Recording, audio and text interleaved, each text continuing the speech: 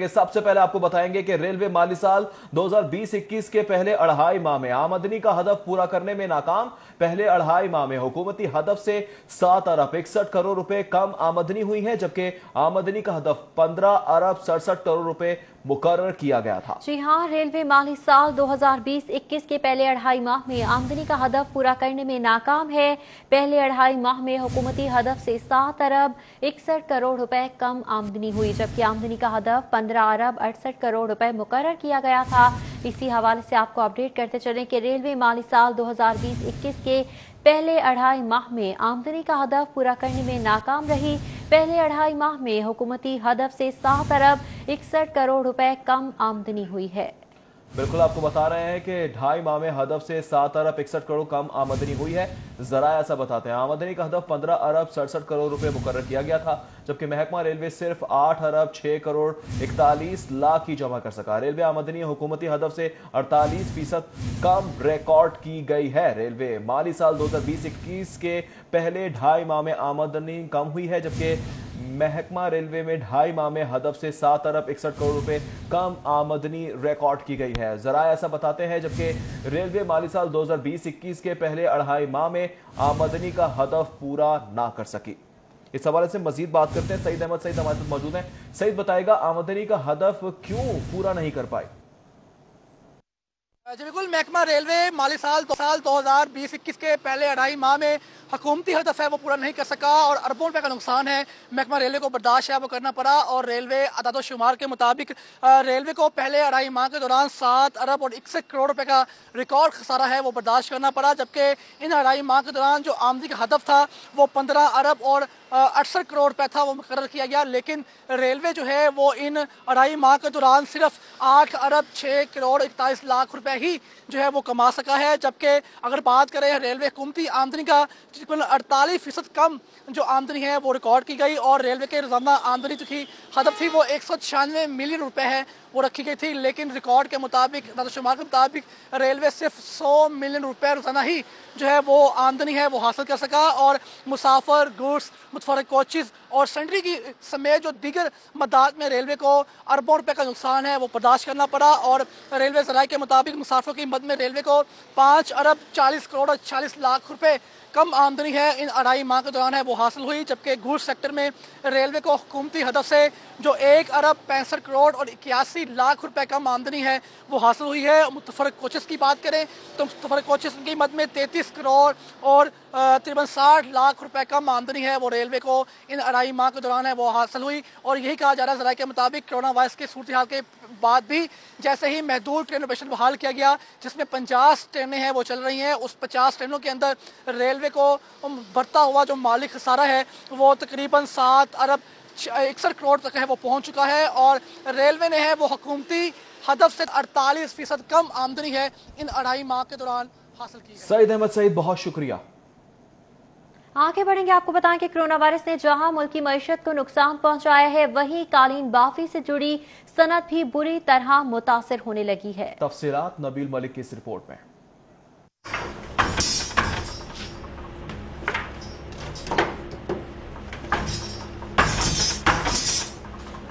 गुज़श्ता 40 साल से कालीन तैयार करने वाले कारीगर मोहम्मद अशरफ और उसके साथी जब तक ये आवाज सुन न लें उनका दिन ही नहीं गुजरता। इस सनत से जुड़े कारीगरों और ताजरों का कहना है कि अब इस काम में वो मजा नहीं जो 20 साल पहले था। वेयर हाउस भी काफ़ी इफेक्टेड हुए हैं कि शॉप में अगर रिटेल नहीं हो रही तो वेयर हाउसों में होलसेल भी नहीं हो रही, तो उसकी वजह से मैन्युफैक्चरिंग प्रॉब्लम भी है। ठीक है, और ये इस मेन वजह से इस वक्त जो अफेक्ट हुई है ना हमारी इंडस्ट्री, चूँकि इतनी प्रोडक्शन पाकिस्तान में नहीं रही ड्यू टू ये कोरोना और ऑल दीज थिंग्स, तो पहले तो जो गुड्स थी वो मोस्ट पब्लिक कंटेनर्स पे जा रही होती थी, जो बड़े कस्टमर थे हमारे। अब कस्टमर भी बाहर बड़े नहीं रहे। सनत को बहरान से निकालने के लिए कालीन तैयार और एक्सपोर्ट करने वाले ताजरों के वफ्द ने Lahore chamber of commerce and industry के सदर से खुसूसी मुलाकात भी की। उन्होंने एक्सपोर्ट रिलीफ पैकेज दिलवाने का मुतालबा किया।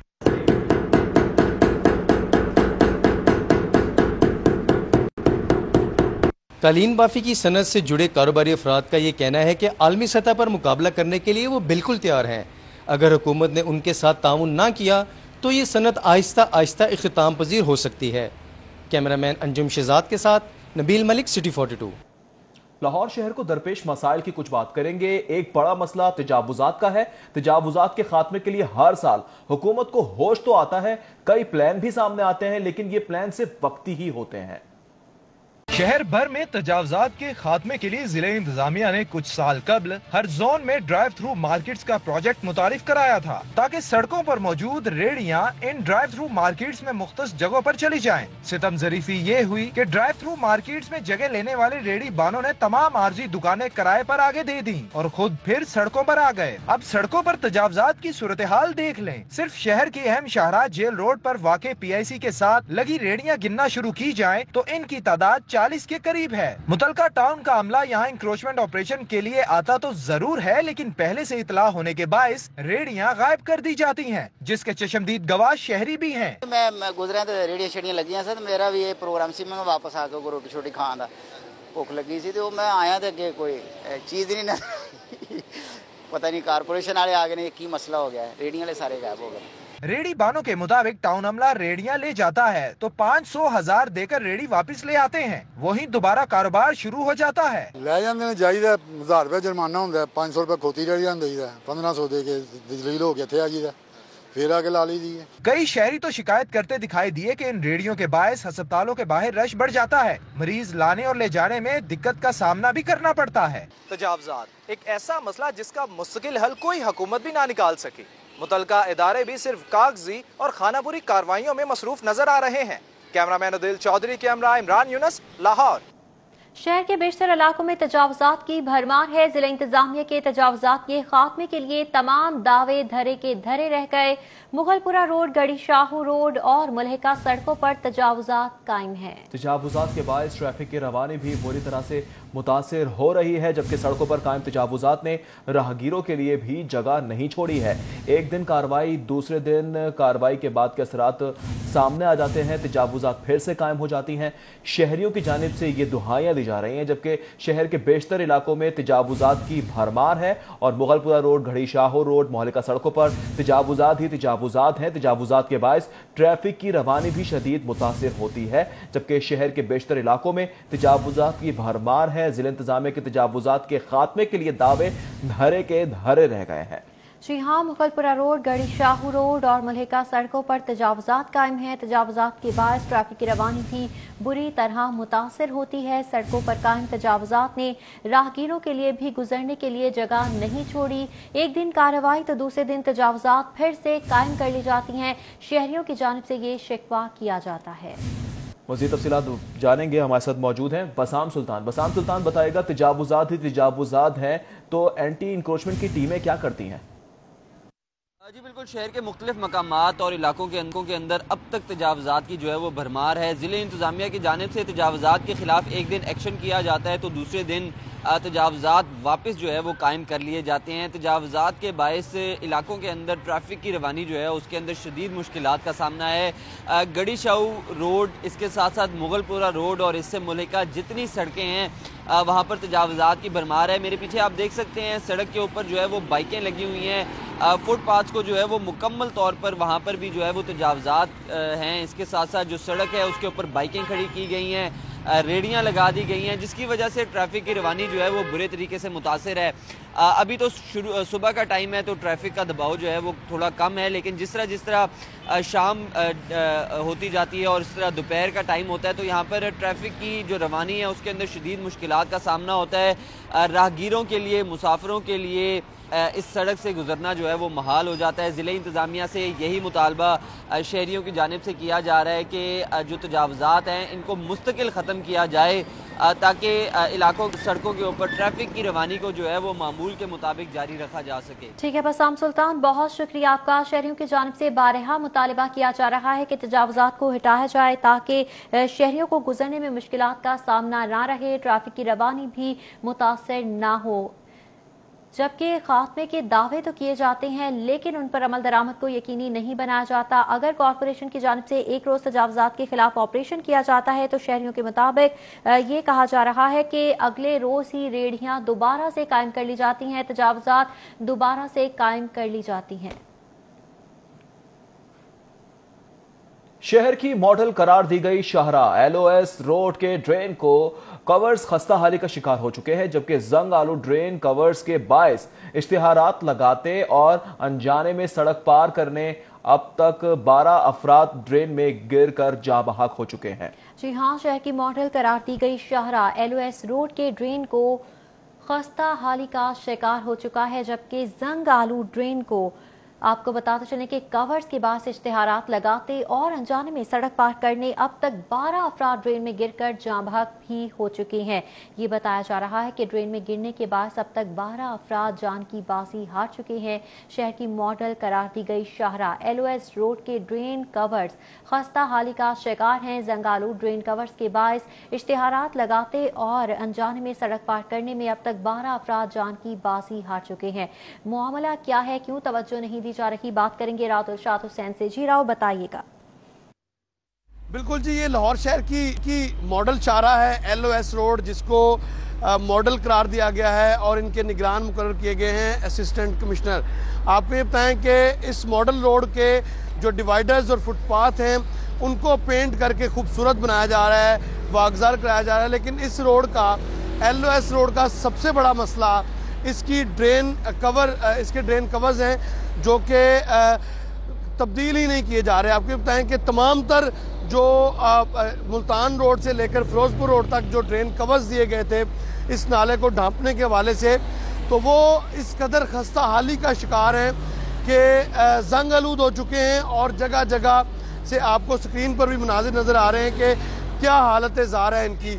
तो यूँ इन तमाम तर जो रेन कवर्स हैं इनकी खस्ता हाली का शिकार अब तक 12 अफराद हो चुके हैं, जो कि जो लाइलमी में क्रॉस करते हुए यहाँ से ड्रेन को क्रॉस करते हुए इस ड्रेन में गिरकर जाँ बहक हुए, जबकि 4 लोग ऐसे हैं जो कि यहाँ पर तशहीरी मुहिम के दौरान इसमें इन पर गिरे और उसके बाद फिर जो है वो ड्रेन में जा गिरे तो जाँ बहक भी हुए। आपको बताएं कि इस हवाले से तमाम तर ड्रेन कवर्स, चूँकि ये प्रोजेक्ट अरबों रुपए में ये प्रोजेक्ट बनाया गया था और इस प्रोजेक्ट में ड्रेन को ढांपने के लिए जो कवर्स रखे गए थे अब वो खस्ता हाल हो चुके हैं, टूट फूट का शिकार हैं, लेकिन तब्दील नहीं किया जा रहा। आपको बताएं कि अनजाने में अगर कोई क्रॉस करेगा इस ड्रेन को तो वो इस ड्रेन में गिरकर जाँ बहक भी हुआ है। तो 12 वाक़यात अब तक रिपोर्ट हो चुके हैं। ताहम मॉडल शाहराह अब ये करार दी गई है और अहले इलाका भी ये डिमांड कर रहे हैं कि इसको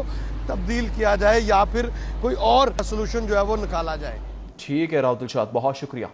हुकूमती अदम तवज्जो काहना फ्रूट मंडी मसाल का गढ़ बन गई। 5 साल गुजर गए, एक भी आहट की अलॉटमेंट ना हो सकी, जबकि ताजिर अपनी मर्जी आपके तहत जगह जगह आहट लगाकर बैठ जाते हैं।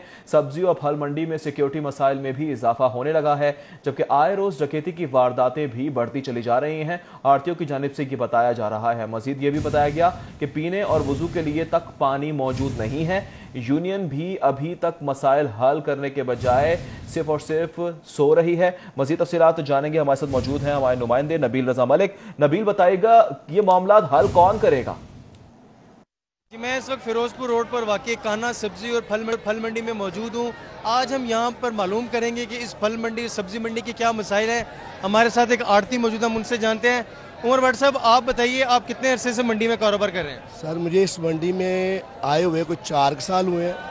उससे पहले मैं फाटक मंडी में था, वहाँ पे हमारी दुकान थी 8 नंबर। वहाँ से ये मंडी यहाँ पे शिफ्ट हुई है। यहाँ पे शिफ्ट होने के बाद फिर हम सब यहाँ पे आ गए हैं। उसके बाद यहाँ पे मेन मसला ये है कि जो वहाँ के जैनुइन आड़ती हैं ना, उनको यहाँ पे काम करने या कोई सहूलत नहीं दी जाती।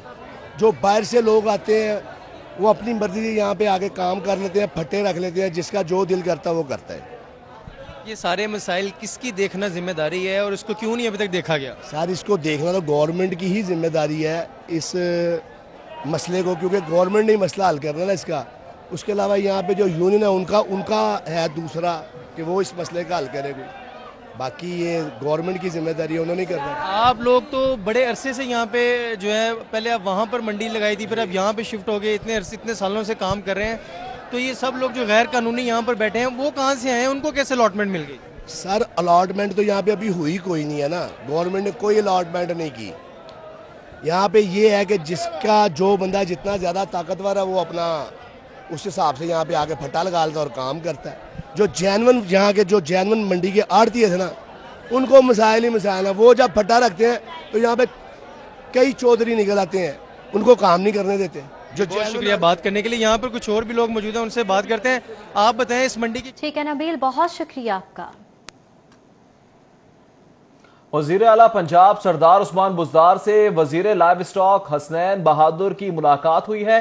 मुलाकात में सेक्रेटरी जनरल जनूबी पंजाब अली रजा दरेशक भी मौजूद। बहावलपुर और मुल्तान में सेक्रेटेरिएट के डिजाइन की मंजूरी दे दी गई। वज़ीर आला के मुताबिक सेक्रेटेरिएट जदीद तरीन तर्ज पर तामीर किए जाएंगे। जनूबी पंजाब के अवाम से किया हर वादा पूरा किया जाएगा। वज़ीर आला की जानिब से इस मौके पर यकीन दहानी कराई गई। उन्होंने कहा कि जनूबी पंजाब में पहली बार पायदार तरक्की का नया दौर शुरू हुआ है। साबिक दौर में फंड्स मनपसंद जिलों पर खर्च किए गए। साबिक हुक्मरान जनूबी पंजाब के नाम पर सियासत करते रहे। जनूबी पंजाब के अवाम को उनका हक दिया जा रहा है। जनूबी पंजाब के फंड्स सिर्फ वहीं पर खर्च किए जाएंगे। इस अज़्म का इजहार किया गया वज़ीर आला पंजाब सरदार उस्मान बुज़दार की जानिब से।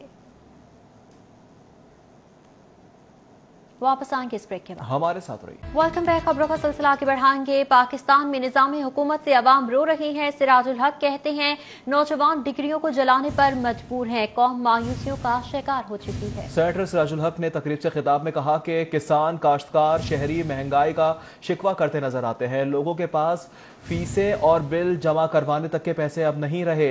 सवाल है कि तबाही का जिम्मेदार कौन है और इसका जवाब किसी के पास नहीं है। शहरी सफर के दौरान भी अब गैर महफूज होने लगे हैं।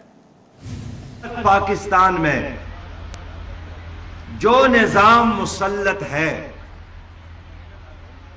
जिसकी वजह से 22 करोड़ अवाम रो रहे हैं, जिसके वजह से नौजवान अपनी डिग्रियों को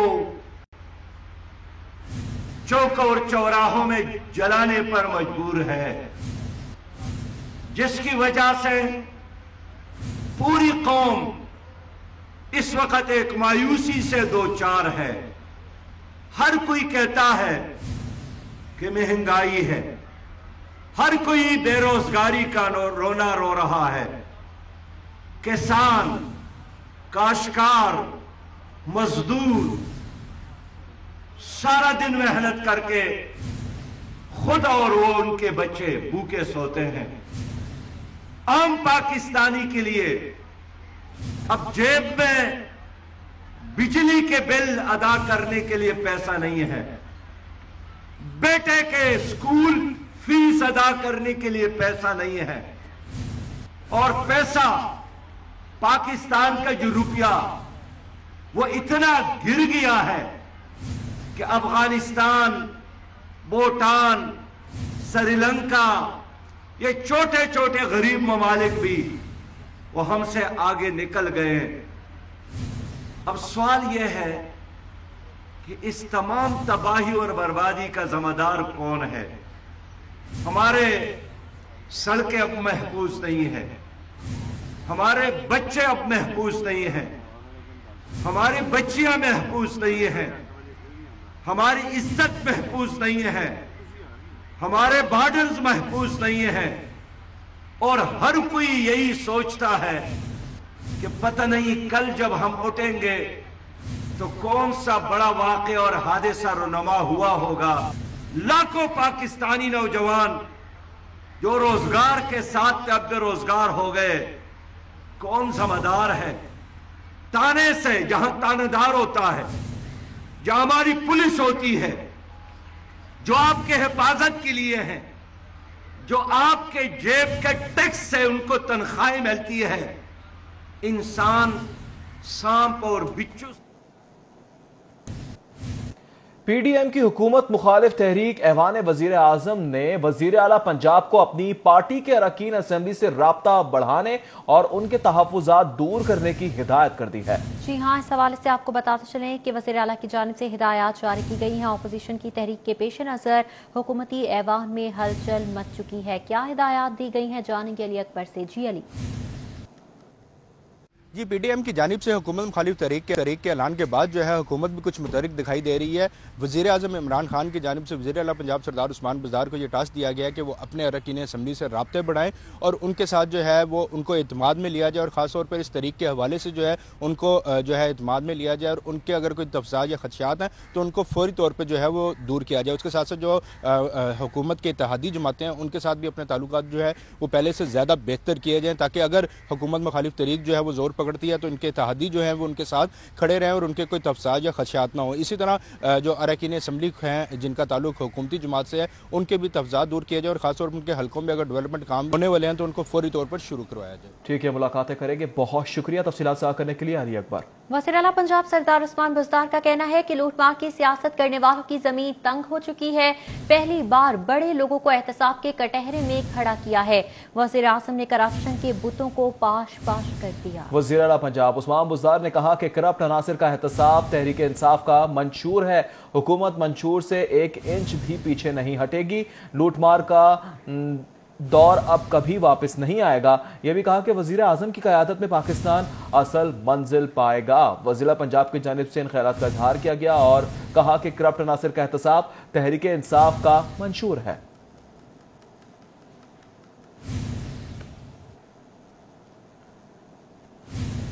अब कुछ क्राइम की बात करेंगे। शहर में चोरी की वारदातें ना रुक सकी, दिन ब दिन इजाफा होता चला जा रहा है।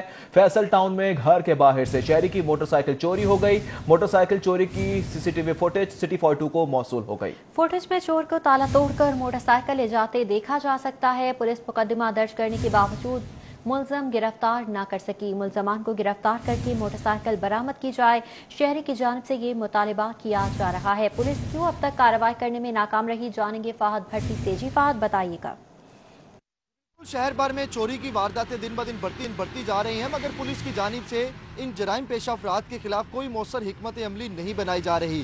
फैसल टाउन के इलाके में मोटरसाइकिल चोरी की वारदात हुई, जिसकी सीसीटीवी फुटेज जो है वो मंजर आम पर आ चुकी है। फुटेज में वाज़ेह तौर पर देखा जा सकता है एक नामालूम चोर को कि पहले वो गली में आकर जो है वो रैकी करता है, जबकि बड़े आराम से मोटरसाइकिल का ताला तोड़कर वहाँ से मोटरसाइकिल लेकर फरार हो जाता है। सीसीटीवी फुटेज में चोर को मोटरसाइकिल ले जाते भी वाज़ेह तौर पर देखा जा सकता है। पुलिस की जानिब से जो है वो मोटरसाइकिल चोरी का मुकदमा तो दर्ज कर लिया गया है, मगर सीसीटीवी फुटेज मंजर आम पर आने के बावजूद जो है वो पुलिस अभी तक चोर को गिरफ्तार नहीं कर सकी। मुतासरा शहरी का कहना था कि सीसीटीवी फुटेज में वाज़ेह तौर पर चोर का जो चेहरा है वो देखा जा सकता है, मगर पुलिस की जानिब से कोई कार्रवाई नहीं की जा रही। रवायती कार्रवाई करते हुए बस जो है वो मुकदमा दर्ज किया गया है, मगर अभी तक ना तो चोर गिरफ्तार किया गया है, ना ही मोटरसाइकिल बरामद करवाई गई है। मुतासरा शहरी अफजाल का ये मुतालबा है कि जल्द अज जल्द कार्रवाई करते हुए जो नामालूम चोर है उसे गिरफ्तार किया और उसकी जो चोरी शुदा मोटरसाइकिल है उसे बरामद करवाया। चोर को जल्द अज जल्द गिरफ्तार किया जाए। फाद भट्टी, बहुत शुक्रिया। आगे बढ़ेंगे। आपको बताएं कि सेक्रेटरी कोऑपरेटिव अहमद रजा सरवर को सेक्रेटरी कानून का इजाफी चार्ज सौंप दिया गया। सेक्रेटरी कानून नजीर अहमद गजाना का कॉन्ट्रैक्ट खत्म हो गया है। सेक्रेटरी कोऑपरेटिव अहमद रजा सरवर को सेक्रेटरी कानून का इजाफी चार्ज दे दिया गया है। सेक्रेटरी कानून नजीर अहमद गजाना का कॉन्ट्रैक्ट खत्म हो गया है, जबकि सेक्रेटरी कोऑपरेटिव अहमद रजा सरवर को सेक्रेटरी कानून का इजाफी चार्ज दे दिया गया है। सेक्रेटरी कानून नजीर अहमद गजाना का कॉन्ट्रैक्ट भी खत्म हो चुका है। इसी हवाले से आपको बताते चलें कि सेक्रेटरी कानून नजीर अहमद गजाना का कॉन्ट्रैक्ट भी खत्म हो गया है। मातहत अदालतों में 13 लाख से जायद ज़ेरे इल्तवा मुकदमात का मामला है। चीफ जस्टिस का इंसाफ की फराहमी के लिए मंसूबे पर अमल दरामद का आगाज कर दिया गया है। एडिशनल सेशन जजेस की भर्ती के लिए तहरीरी इम्तिहान रवा माह होगा। तफसीलात जानेंगे मलिका अशरफ से। जी मलिका अशरफ, बताइएगा। जी बिल्कुल, इस वक्त लाहौर में सुबह भर में की मतहत अदालतों में 13 लाख से ज्यादा मुकदमात इल्तवा का शिकार हैं और chief justice Lahore high court Mohammad Qasim Khan ने ज़ेरे इल्तवा मुकदमात को बरवक्त निपटाने के लिए और साइलिन को बरवक्त इंसाफ की फराहमी के लिए जो मुकला हैं उनमें से एडिशनल डिस्ट्रिक्ट सेशन जज भर्ती करने के लिए इकदाम करने की हदायत की है और चीफ जस्टिस की हदायत पर 19 अक्टूबर को इम्तहानात हो रहे हैं और जिसमें 10 साल की वकालत प्रैक्टिस रखने वाले वकला इस इम्तहान में शरीक होंगे, जो उम्मीदवार होंगे और इस वाले से पहला इम्तहान 19 अक्टूबर को होगा और इसके लिए लाहौर हाईकोर्ट के जस्टिस शाहद बिलाल हसन की सफाई में 3 जजेस पर मुश्तमल कमेटी इसकी निगरानी करेगी। लाहौर, मुल्तान, भावलपुर और पिंडी में इसके इम्तहानी मराकज़ बनाए जाएंगे और 700 के करीब ये उम्मीदवार हैं जिनको रूल नंबर भी जारी कर दिए गए हैं। तमाम इंतजाम मुकम्मल कर दिए गए हैं। उम्मीदवारों के लिए इनफरादी तौर पर 40%, जबकि मजमूई तौर पर जो मज़ामीन है उनमें 50%। ठीक है मलिक अशरफ, बहुत शुक्रिया। खबरें और भी हैं, शामिल करेंगे ब्रेक के बाद। आने वाली परवाज का लैंडिंग के बाद नोज व्हील जाम हो गया और तैयारा हटाने तक लाहौर एयरपोर्ट का रनवे 30 मिनट तक मुकम्मल बंद रहा। इस दौरान इत्तेहाद एयर के तैयारे को फजा में जबकि PIA को जमीन पर रोक दिया गया। एयरपोर्ट ज़राए के मुताबिक कुवैत एयरलाइंस की कुवैत से लाहौर आने वाली परवाज 203 ने जैसे ही सेकेंडरी रनवे पर लैंड किया तो ब्रेक लगाते लगाते बोइंग 777 जहाज का नोज व्हील रनवे पर मोड़ काटने के दौरान जैम हो गया। कुवैत एयर के कप्तान ने फौरी तौर पर लाहौर कंट्रोल टावर को सूरत हाल बारे आगाह किया और मदद तलब की। एयरपोर्ट इंतजामिया ने जरूरी एहतियाती तदाबीर को मद्देनजर रखते हुए कुवैत एयरलाइंस के बोइंग 777 जहाज को सेकेंडरी रनवे से बिल्डिंग तक लाने में मदद की, जिस पर 30 मिनट से ज्यादा का वक्त लग गया। इस दौरान इत्तेहाद एयरलाइंस की अबू धाबी से आने वाली परवाज 241 रनवे क्लियर होने तक लाहौर की फजाओं में चक्कर लगाती रही, जबकि PIA की मस्कत जाने वाली परवाज PK 9229 को भी वार्निंग से रोक दिया गया। लाहौर एयरपोर्ट का सेकेंडरी रनवे क्लियर होने के बाद फ्लाइट ऑपरेशन बहाल कर दिया गया, जिसके बाद इत्तेहाद एयर का बोइंग 777 तैयारा लैंड कर गया और PIA का एयरबस A320 तैयारा टेक ऑफ कर गया।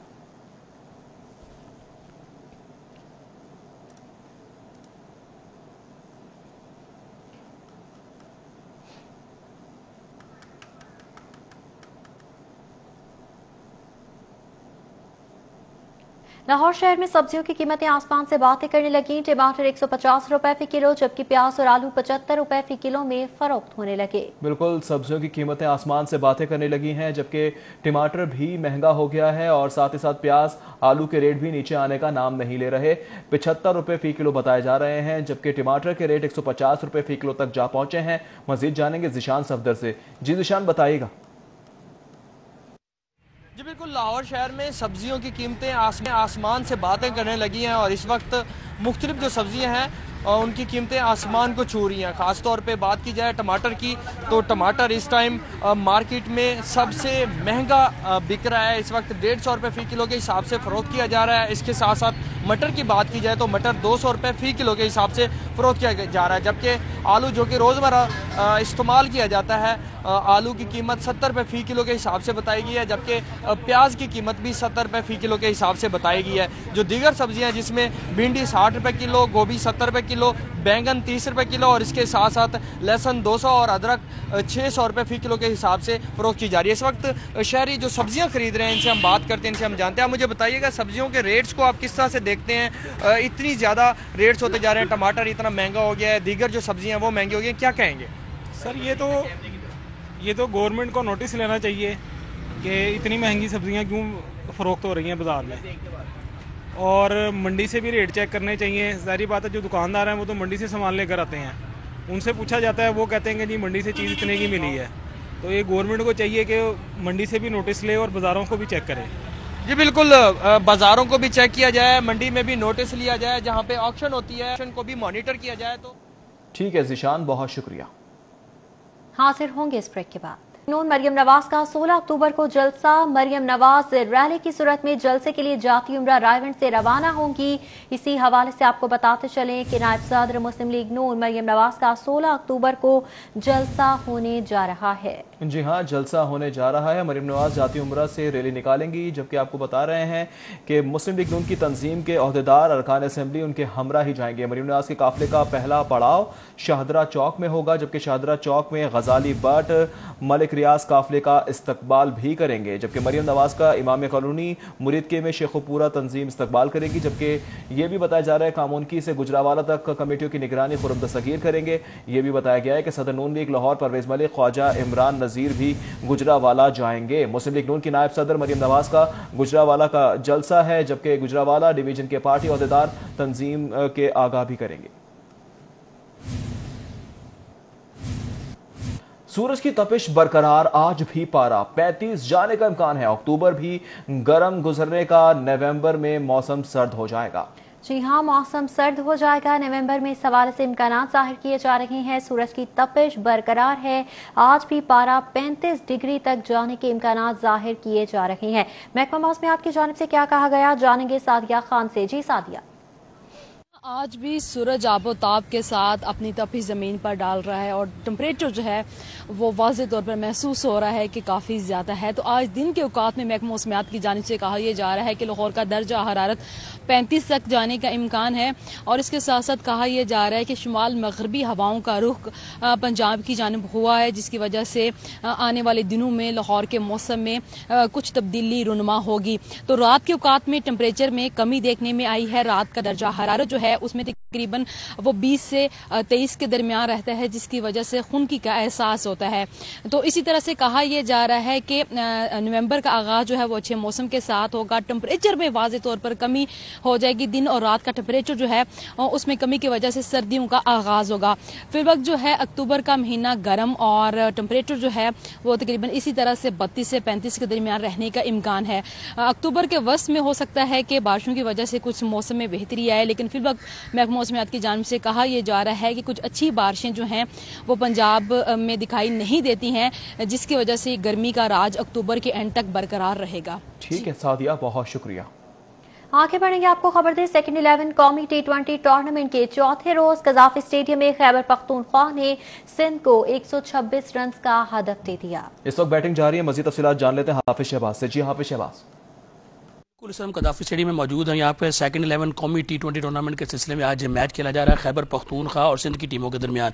सिंध ने टॉस जीत कर पहले फील्डिंग करने का फैसला किया था और खैबर पख्तूनख्वा ने अपने मुकर्रर 20 ओवर्स में 8 विकेटों के नुकसान पर 125 रन बनाए हैं। टूर्नामेंट में मुसलसल दूसरी कामयाबी हासिल करने के लिए सिंध को 126 रन बनाना है और सिंध की बैटिंग इस वक्त जारी है। अगर उन्होंने 10 रन बनाए हैं और उनका कोई खिलाड़ी आउट नहीं हुआ। अगर इस टूर्नामेंट के हवाले से बात की जाए तो सेकंड 11 की 6 टीमें सिंगल लीग की बुनियाद पर एक दूसरे के मध्य मुकाबले आएंगे और जो टॉप पॉइंट टेबल पर टॉप टीम होगी वो फातेह करार पाएगी। इस टूर्नामेंट में सेकंड 11 टूर्नामेंट में फाइनल नहीं होगा। जबकि फर्स्ट 11 टूर्नामेंट के हवाले से बात की जाए तो फर्स्ट 11 का जो टूर्नामेंट है वो डबल लीग की बुनियाद पर खेला जाएगा और फिर जो टॉप टीम्स होंगी उनके दरमियान फाइनल भी खेला जाएगा। तमाम इस टूर्नामेंट का मकसद जो बैकअप खिलाड़ी हैं फर्स्ट क्लास टीमों के और फर्स्ट 11 टीमों के, उनको तैयार करना है और उन्हें रिदम में रखना है। इसी वजह से इस टूर्नामेंट का फाइनल तो नहीं रखा गया, लेकिन जो पॉइंट टेबल पे टॉप टीम होगी। हाफिज शहबाज, बहुत शुक्रिया आपका।